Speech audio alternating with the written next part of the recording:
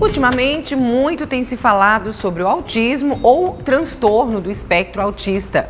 Mas mesmo assim, a nossa sociedade ainda tem um longo caminho até a conscientização total.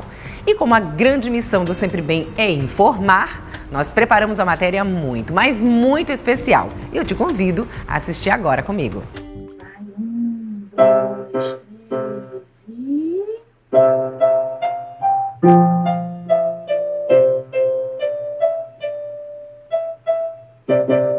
Foram muitos anos procurando as notas musicais certas para a filha Catarina, mas os sons pareciam de um repertório diferente.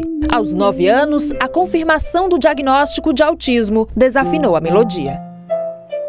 Quando o diagnóstico saiu, a gente já tinha passado por angústia, já tinha passado por negação, já tinha passado por... Aí veio o tal do luto, né? Que é aquele momento que você recebe o diagnóstico e que dá aquele banho de água fria em cima de você, é autismo.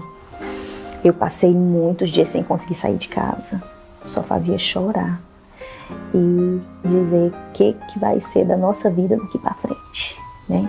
E como é que vai ser a vida da minha filha e quando eu não estiver mais aqui. Depois do luto, era preciso encarar a realidade.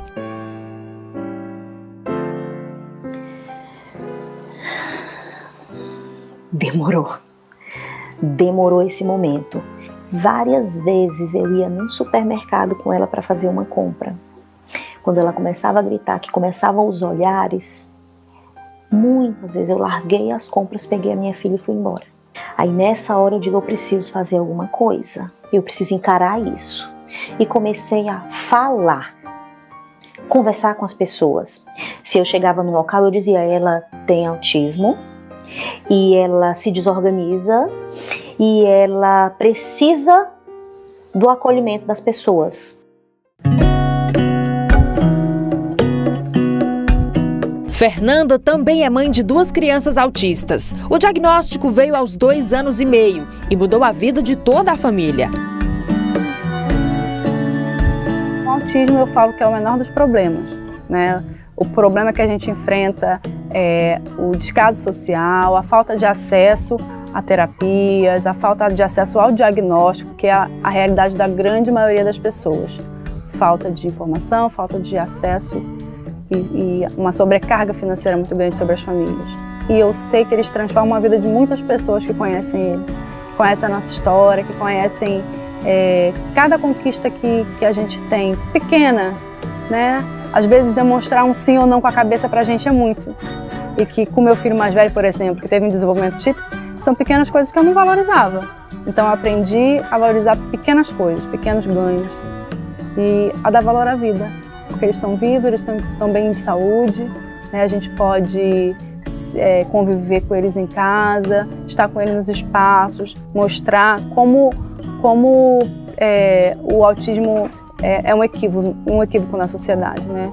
Então tem muitos mitos ainda que a gente tem tentado quebrar e eles são personagens dessa história, são grandes protagonistas das nossas vidas. Os graus de autismo são leve, moderado e severo. A aceitação dos pais e a abordagem multidisciplinar de profissionais vai permitir uma vida adulta autônoma e independente.